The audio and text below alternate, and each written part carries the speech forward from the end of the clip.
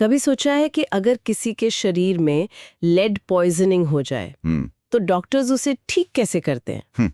मतलब शरीर के अंदर फैले हुए जहरीले लेड एटम्स को कोई बाहर कैसे निकाल सकता है? सुनने में तो साइंस फिक्शन जैसा लगता है। बिल्कुल, लेकिन इसका जवाब साइंस फिक्शन में नहीं बल्कि केमिस्ट्री में है।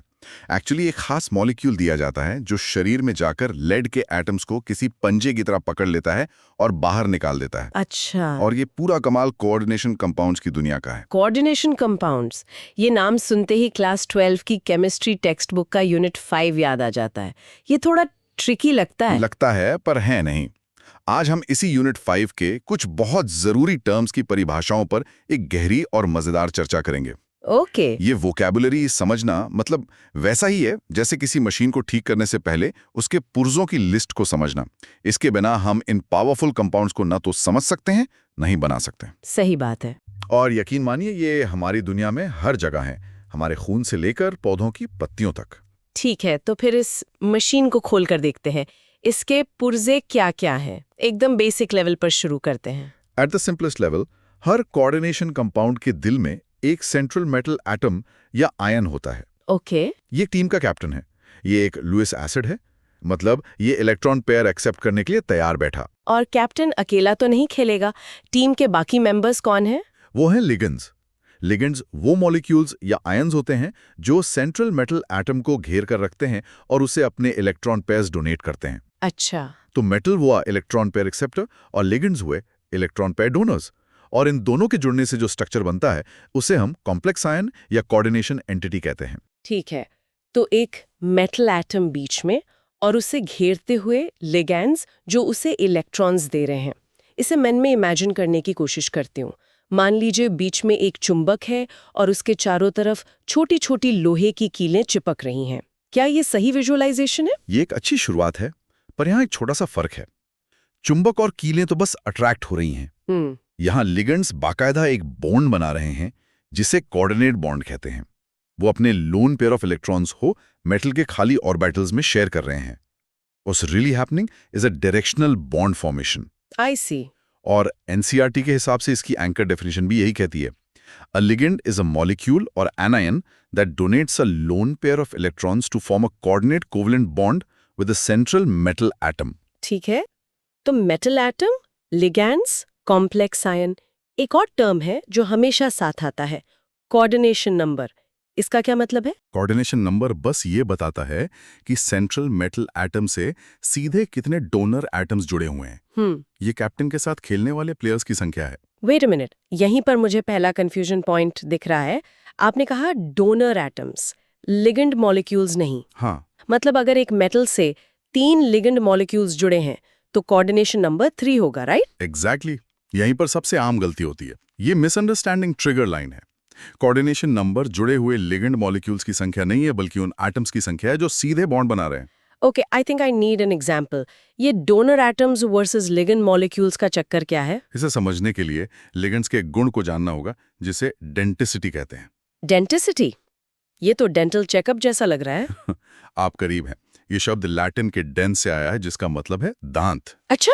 तो डेंटिसिटी का मतलब है कि एक लिगैंड के पास मेटल से जुड़ने के लिए कितने दांत या डोनर एटम्स हैं। ठीक है। जैसे अमोनिया NH3 या पानी H2O, इनके पास सिर्फ एक डोनर एटम होता है। नाइट्रोजन या ऑक्सीजन? हाँ, तो ये मोनोडेंटेट कहलाते हैं, मतलब एक दांत वाले लिगैंड। अच्छा, तो कुछ लिगैंड्स के पास एक से ज्यादा दांत भी हो सकते हैं? एग्जैक्टली। एक बहुत कॉमन लिगैंड है इथाइलिन डायमीन, जिसे हम शॉर्ट में EN लिखते हैं। ओह। इसके स्ट्रक्चर में 2 नाइट्रोजन एटम्स होते हैं और दोनों ही अपने लोन पेयर्स मेटल को डोनेट कर सकते हैं। ओह। तो ये एक ही मॉलिक्यूल 2 जगहों से मेटल को पकड़ सकता है। इसे हम बाइडेंटेट लिगैंड कहते हैं। Wow, okay. तो ये एक डबल हैंडेड प्लेयर जैसा है। अब मुझे समझ आ रहा है कि मेरा पिछला अजम्पशन क्यों गलत था। तो अगर ईन के 3 मॉलिक्यूल्स एक कोबाल्ट आयन से जुड़े हैं तो कोऑर्डिनेशन नंबर 3 नहीं होगा? बिल्कुल नहीं। यहाँ कौन 3 केस लेते हैं। लिगैंड मॉलिक्यूल्स तो 3 हैं, पर हर N मॉलिक्यूल बाइडेंटेट है, यानी उसके पास 2 डोनर नाइट्रोजन एटम्स हैं। राइट। तो टोटल डोनर एटम्स कितने हुए? 3 मॉलिक्यूल्स गुणा 2 डोनर एटम्स पर मॉलिक्यूल। 6। तो कोऑर्डिनेशन नंबर 6 होगा। ओके, ये लाइट बल्ब मोमेंट था. It's not about how many players you have, it's about how many hands are holding on. Perfect, आपने कोर आइडिया पकड़ लिया। मुझे लगता है कि इसे याद रखने के लिए एक एनालॉजी बहुत काम आएगी. मेरे दिमाग में एक रेस्टोरेंट किचन की इमेज आ रही है. इंटरेस्टिंग, बताइए क्या चल रहा है इस किचन में? ओके, तो सेंट्रल मेटल एटम हमारा हेड शेफ है. सब कुछ उसी के इर्द गिर्द हो रहा है. वो ही ऑर्डर्स ले रहा है, मतलब इलेक्ट्रॉन पेयर्स एक्सेप्ट कर रहा है. बिल्कुल सही। और फिर लिगैंड्स कौन हुए? लिगैंड्स हुए सू शेफ्स या किचन स्टाफ जो इंग्रेडिएंट्स लेकर हेड शेफ के पास आते हैं। यहाँ इंग्रेडिएंट्स है lone pairs of electrons. Okay, तो कोऑर्डिनेशन नंबर हुआ हेड शेफ के अंदर सीधे काम करने वाले स्टाफ की संख्या. Brilliant analogy. और इसमें डेंटिसिटी कैसे फिट होगी? Monodentate versus bidentate ligands. हाँ, ये मजेदार है. अब मोनोडेंटेट लिगेंड एक सिंगल स्किल शेफ है जो एक बार में एक ही काम कर सकता है. राइट। और एक बाइडेंटेट लिगेंड एक मल्टी स्किल स्पेशलिस्ट शेफ है जो एक ही बार में दो काम संभाल रहा है, जैसे एक हाथ से सब्जी काट रहा है और दूसरे से सॉस चला रहा है. एग्जैक्टली। और फिर EDTA जैसे हेक्साडेंटेट लिगेंड भी होते हैं। वो तो किचन का ऑक्टोपस होगा जिसके 6 हाथ हैं और वो एक साथ 6 काम कर रहा है. वाओ! ये एनालॉजी इसे समझने में बहुत मदद करती है। पर ये सब टर्म्स डेंटिसिटी, कोऑर्डिनेशन नंबर, ये बनाए ही क्यों गए? क्या केमिस्ट्स के पास पहले से शब्द नहीं थे? ये टर्म्स बनाए गए ताकि कंफ्यूजन खत्म हो। पहले केमिस्ट्स को पक्का पता नहीं था कि कॉम्प्लेक्स में बॉन्डिंग कैसे होती है। अल्फ्रेड वर्नर, जिन्हें कोऑर्डिनेशन केमिस्ट्री का फादर कहा जाता है, उन्होंने ये आइडियाज प्रपोज किए। अच्छा। उन्हें ये समझने में सालों लग गए कि कुछ मॉलिक्यूल्स मेटल से कसकर क्यों जुड़े हैं और कुछ ढीले ढाले क्यों। डेंटिसिटी जैसा शब्द इसलिए आया ताकि ये साफ हो सके कि हम मॉलिक्यूल्स की गिनती कर रहे हैं या बॉन्डिंग साइट्स की। इसने सारी एम्बिग्युइटी खत्म कर दी। ओके, तो ये लैंग्वेज कंफ्यूजन को दूर करने के लिए डिजाइन की गई है. चलिए इसे अब मॉलिक्यूलर लेवल पे इमेजिन करते हैं. एक मेंटल मूवी चलाते हैं. जरूर। Picture this. सोचिए कि हम एक सॉल्यूशन में जूम कर रहे हैं। बीच में एक Fe2+ आयन तैर रहा है जो हल्के हरे रंग का एक गोला है। ओके. ये हमारा हेड शेफ है। इसके पास 6 खाली डॉकिंग पॉइंट्स हैं जहां स्टाफ आकर जुड़ सकता है। Okay, I see it. एक लाइट ग्रीन स्फीयर. अब क्या होता है? अब उसके पास अमोनिया NH3 मॉलिक्यूल्स आ रहे हैं। ये हमारे सिंगल स्किल शेफ्स हैं, मोनोडेंटेट। हर NH3 मॉलिक्यूल अपने नाइट्रोजन एटम के दांत से Fe2+ के एक डॉकिंग पॉइंट पर जुड़ जाता है। एक जोड़ा, फिर दूसरा, फिर तीसरा। ठीक है, 6 NH3 मॉलिक्यूल्स ने इसे घेर लिया. अब क्या कोई और भी आ सकता है? अब सीन बदलते हैं। इस बार Fe2+ के पास इथाइलिन डायमीन EN मॉलिक्यूल्स आ रहे हैं। ये चिमटी या टोंग्स जैसे दिख रहे हैं, जिनके दोनों सिरों पर एक एक डोनर नाइट्रोजन एटम है। ये हमारे मल्टी स्किल्ड बाइडेंटेट शेफ्स हैं।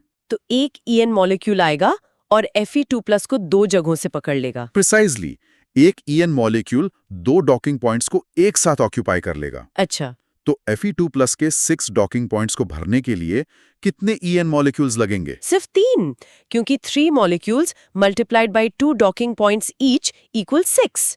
वाओ, ये तो ज्यादा एफिशिएंट लग रहा है. ये सिर्फ एफिशिएंट ही नहीं बल्कि ज्यादा स्टेबल भी होता है। ओके. तो उसे जकड़ लेता है और सारे 6 डॉकिंग पॉइंट्स को एक ही बार में भर देता है। That's incredible. तो ये मेंटल मूवी साफ कर देती है कि कोऑर्डिनेशन नंबर 6 का मतलब 6 मोनोडेंटेट लाइगेंड्स हो सकते हैं या 3 बाइडेंटेट लाइगेंड्स या सिर्फ 1 hexadentate ligand. Exactly. The final count of hands on the chef is what matters. Exactly. और जैसे ही कॉम्प्लेक्स बनता है उसका रंग भी बदल सकता है, जो इस बात का जीता जागता सबूत है कि बॉन्डिंग हो चुकी है और मेटल आयन का इलेक्ट्रॉनिक एनवायरनमेंट बदल गया है। राइट. ये मुझे लैब के एक कॉमन एक्सपेरिमेंट की याद दिलाता है. जब हम कॉपर 2 सल्फेट को पानी में घोलते हैं तो सोल्यूशन का रंग हल्का नीला होता है. हाँ, क्योंकि वहां पानी के मॉलिक्यूल्स जो मोनोडेंटेट लाइगेंड हैं कॉपर आयन के साथ जुड़कर CuH2O4 2+ कॉम्प्लेक्स बनाते हैं। पानी यहाँ एक सूस शेफ का काम कर रहा है। पर जैसे ही हम उसमें अमोनिया सोल्यूशन डालते हैं, रंग बदलकर गहरा रॉयल ब्लू हो जाता है. तो इसका मतलब वहां किचन में स्टाफ बदल गया? बिल्कुल। अमोनिया पानी से ज्यादा स्ट्रॉन्ग लिगेंड है। वो आता है और पानी के H2O मॉलिक्यूल्स को रिप्लेस कर देता है। ओह! अब नया कॉम्प्लेक्स CuNH3 4 2+ बनता है और इस नए कॉम्प्लेक्स का रंग गहरा नीला है। लिगेंड बदलते ही कॉम्प्लेक्स की प्रॉपर्टी जैसे कि रंग बदल जाती है। ये तो हुआ लैब का एग्जाम्पल. हमारी शुरुआती बात हुई थी लेड पॉइजनिंग की. वो टेक्नोलॉजी एप्लीकेशन कैसे काम करती है? वो चिलेशन थेरेपी का एक बेहतरीन उदाहरण है। इसमें EDTA, जो हमारा हेक्साडेंटेट ऑक्टोपस लिगेंड है, मरीज को इंजेक्शन के जरिए दिया जाता है। वही ऑक्टोपस जो हमने मेंटल मूवी में देखा था? हाँ, वही। ये EDTA मॉलिक्यूल खून में घूमता है और जैसे ही उसे कोई लेड आयन Pb2+ मिलता है, ये अपने 6 दांतों से उसे मजबूती से जकड़ लेता है। ये एक पंजा या क्लॉ जैसा ग्रिप बनाता है जिसे चिलेट कहते हैं। अच्छा, ग्रीक में चेले का मतलब ही क्लॉ होता है। तो ये लेड को पकड़कर एक केज में बंद कर देता है। एक तरह से हाँ। ये PbEDTA2 नेगेटिव कॉम्प्लेक्स बनाता है जो बहुत बहुत ज्यादा स्टेबल होता है। ओके। ये इतना स्टेबल और वाटर सॉल्युबल होता है कि शरीर की नेचुरल फिल्टरिंग सिस्टम यानी किडनीज इसे आसानी से पहचान लेती हैं और यूरिन के रास्ते बाहर निकाल देती हैं। वाओ! यहाँ लिगैंड की डेंटिसिटी यानी उसके बहुत सारे दांत होने की प्रॉपर्टी एक जान बचाने वाली टेक्नोलॉजी बन जाती है। That's amazing. तो एक केमिस्ट्री टेक्स्ट बुक का कॉन्सेप्ट सच में जाने बचा रहा है। ये चीलेट इफेक्ट बहुत पावरफुल है। बिल्कुल। अब मैं उस काउंटर इंट्यूटिव एग्जाम्पल पर वापस आना चाहता हूँ, COEN33+। ये एग्जाम्स में पक्का कंफ्यूज करने के लिए आता होगा। ये एग्जाम में सबसे कॉमन ट्रैप है। आप कॉम्प्लेक्स को देखते हैं, EN के बाहर 3 लिखा देखते हैं और आपका दिमाग तुरंत कहता है coordination number is 3। Exactly, my first instinct would be 3। लेकिन अब आप जानते हैं कि रुक कर सोचना है। आपको खुद से पूछना है, EN की डेंटिसिटी क्या है? राइट। और आपको याद आएगा कि एथिलीन डायमीन एक बाइडेंटेट लिगेंड है, यानी हर मॉलिक्यूल के पास 2 डोनर एटम्स हैं। तो कैलकुलेशन होगा 3 मॉलिक्यूल्स x 2 डोनर एटम्स पर molecule equals 6। Coordination number is 6। तो एग्जाम के लिए कुछ गोल्डन रूल्स को पक्का कर लेते हैं। राइट। पहला रूल तो यही हो गया, कोऑर्डिनेशन नंबर हमेशा डोनर एटम्स की गिनती है, लिगेंड मॉलिक्यूल्स की नहीं। बिल्कुल सही। This is important because a single polydentate ligand can satisfy multiple coordination sites, making the complex extra stable. दूसरा रूल, डेंटिसिटी, मोनोडेंटेट, बाइडेंटेट, ये लिगेंड की प्रॉपर्टी है, कॉम्प्लेक्स की नहीं। Exactly. Do not confuse this with the coordination number, which is a property of the central metal atom within the complex. तीसरा point, central metal atom हमेशा electron pair acceptor यानी Lewis acid है और ligands हमेशा electron pair donors यानी Lewis basis हैं। ये रिश्ता फिक्स्ड है। करेक्ट। ये पूरी बॉन्डिंग का फंडामेंटल प्रिंसिपल है। चौथा पॉइंट, जो अक्सर स्टूडेंट्स मिस कर जाते हैं, अमोनिया NH3 और पानी H2O जैसे न्यूट्रल मॉलिक्यूल्स भी लिगेंड हो सकते हैं। ये थोड़ा कंफ्यूजिंग है।